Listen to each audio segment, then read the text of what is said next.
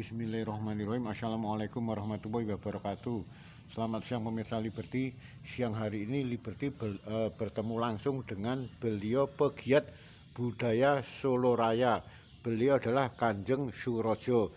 Kebetulan saat ini beliau tengah berada di Paseban Joko Tingkir yang ada di makam Ki Ageng Genis Laweyan. Assalamualaikum warahmatullahi wabarakatuh Kanjeng. Oke, waalaikumsalam warahmatullahi Ji. wabarakatuh. Maaf saya bukan Kanjeng ya, saya Raden Surojo. Oh, Raden. Kalau bicara mensikapi yang kemarin itu perdamaian antara Sinuwun dengan lembaga Dewan Adat antara beliau Sinuwun Pakubono ke-13 dan Gusti Wandansari itu gimana Kanjeng? Iya, pertama saya mengapresiasi apa yang menjadi inisiatif dari Wali Kota Solo, Mas Gibran. Ini luar biasa. Beliau adalah seorang tokoh muda, juga menjadi wali kota yang menginisiasi adanya perdamaian itu. Dengan adanya perdamaian itu antara kedua belah kubu, itu sekarang Keraton Surakarta bisa hidup kembali. Dan nantinya ke depan semoga dengan adanya perdamaian itu seperti janji Wali Kota Solo yang akan memberikan mencarikan atau memberikan bantuan-bantuan yang yang berasal dari luar untuk kegiatan-kegiatan keraton, untuk revitalisasi keraton, saya kira akan tercapai karena beliau adalah seorang penguasa dan beliau adalah dekat dengan kekuasaan pusat.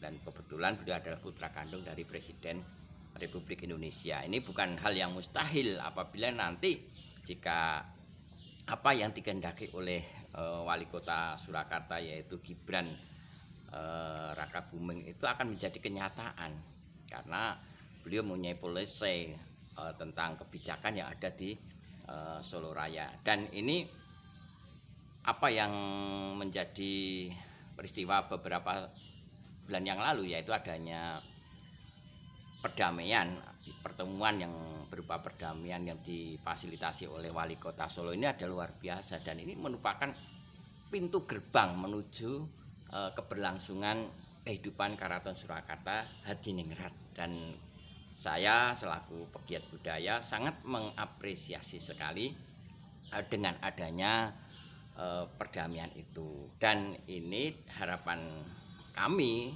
yaitu dengan perdamaian itu kegiatan-kegiatan yang ada di dalam keraton itu nanti akan akan berlangsung, akan berjalan sesuai dengan sebelum-sebelumnya. Jadi diharapkan dengan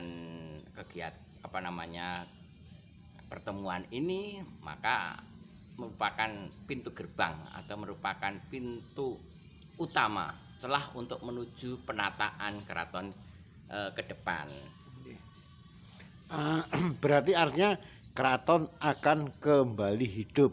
Jadi Raden, kalau masalah kegiatan adat dan spiritual nanti bisa jadi akan berlangsung lagi nggih Raden? Iya, dengan adanya pembukaan keraton ini artinya selama 5 tahun, hampir 5 tahun lebih ini keraton dikunci, berarti tertutup untuk kegiatan-kegiatan keraton yang berasal dari misalnya saya katakan kubu sebelah. Nah ini dengan adanya dibukanya keraton ini kegiatan-kegiatan di dalam keraton akan hidup kembali, adat-adat yang ada di keraton hidup kembali yang nanti puncaknya adalah tanggal 16 Februari yaitu apa yang kita kenal dengan nama Tinggalan Jumenengan Dalem. Ini adalah merupakan pisowanan agung seluruh abdi dalem, seluruh sentono dalem, seluruh putra dalem yang ada di Keraton Surakarta. Dan ini kami optimis dengan adanya Tinggalan Jumenengan Dalem itu seluruh sentono dalem, seluruh abdi dalem yang semula itu terkotak-kotak atau terbagi-bagi akan kumpul jadi satu di sana. Dan itu merupakan puncak dari rekonsiliasi antara kedua belah kubu, di mana katakanlah kubu Sasono Putra dan kubu lembaga Dewan Adat antara Abdi Dalem Pokoso dengan Abdi Dalem Kusumo Hondrowino itu akan duduk bersama. Dan sebelumnya kami melihat kegiatan-kegiatan yang ada di keraton itu kedua belah pihak sudah bersama-sama, misalnya membersihkan museum, membersihkan Sasana Sewaka, kemudian membersihkan wayang koleksi keraton, kemudian kegiatan-kegiatan yang lain yang berupa kegiatan pembersihan itu yang dilakukan bersama-sama antara Abdidalem Kusumandrawina, Abdidalem Pokoso, itu luar biasa, dan ini merupakan suatu langkah maju sekali, dan ini merupakan prestasi bagi seorang wali kota Gibran Rakabuming yang mengeluarkan ide tentang perdamaian ini. Terbukti bahwa kegiatan-kegiatan itu berlangsung. Adat-adat yang selama ini mungkin yang tidak dilaksanakan, nah sekarang ini sudah mulai dilaksanakan lagi yang kegiatan rutin, misalnya ada semaan Al-Qur'an dan kataman Al-Qur'an dan lain sebagainya. Nah, ini merupakan indikasi kemajuan ya ini. Nah, dan ini kita harapkan dengan kegiatan ini akan didukung oleh seluruh putra-putra dalam Sinuwun Pakubuwono yang ke-12. Kenapa demikian? Karena yang tahu persis tentang adat dan tradisi yang ada di dalam Keraton Surakarta Hadiningrat adalah putra-putri dalam Sinuwun Pakubuwono ke-12 Sawargi. Ya, kita selaku orang luar itu tahunya kan hanya penggal saja, tidak tahu secara persis.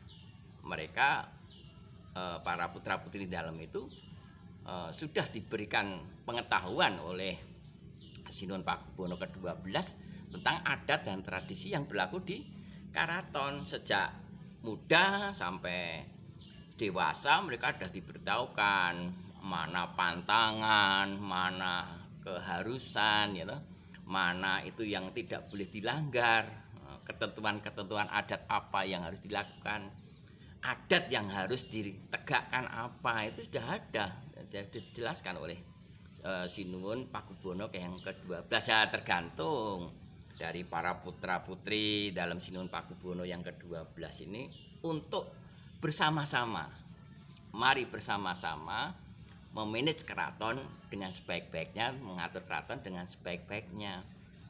Nah, menurut pandangan kami, apa yang harus dilakukan dalam memanage keraton itu yaitu mengatur, ya, membuat peraturan bersama di dalam keluarga.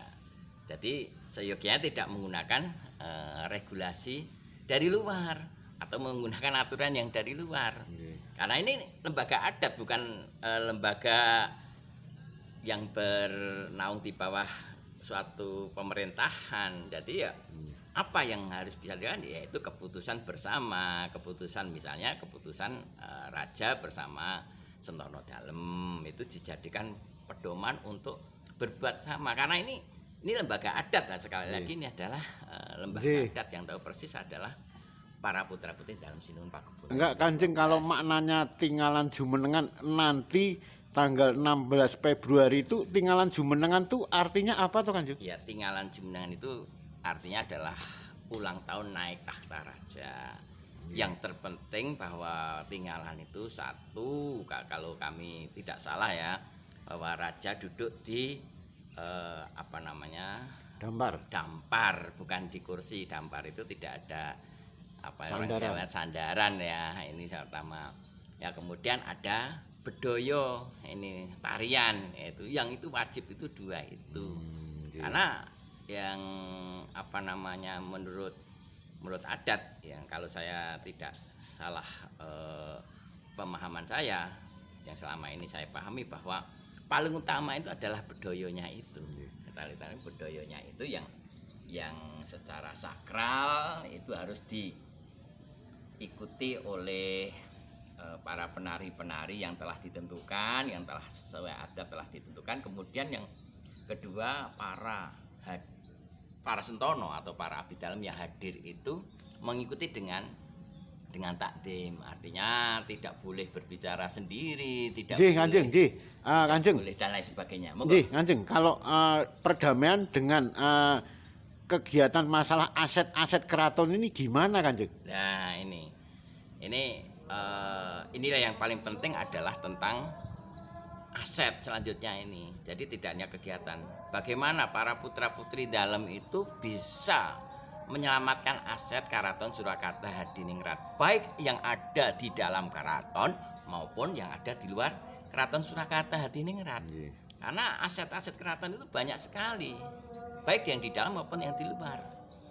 Yang di dalam dulu perlu didata, perlu dirumuskan bagaimana cara penyelamatan aset-aset yang ada di Keraton Surakarta Hadiningrat. Siapa yang dapat merumuskan? Putra-putri dalam Sinuwun Pakubono ke-12 yang disesepuh oleh Sinuwun Pakubono ke-13.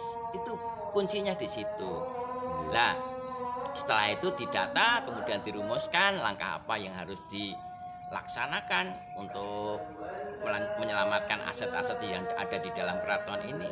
Langkah kedua adalah mendata aset-aset yang ada di luar Karaton Surakarta Hadiningrat, karena mungkin ada aset yang berupa milik pribadi Sinuwun, ada aset yang milik dinasti. Jadi harus dibedakan, ini aset milik keraton selaku lembaga dinasti atau milik pribadi Sinuwun ketika aset itu menjadi kepemilikan dari Sinuwun. Begitu, Mas.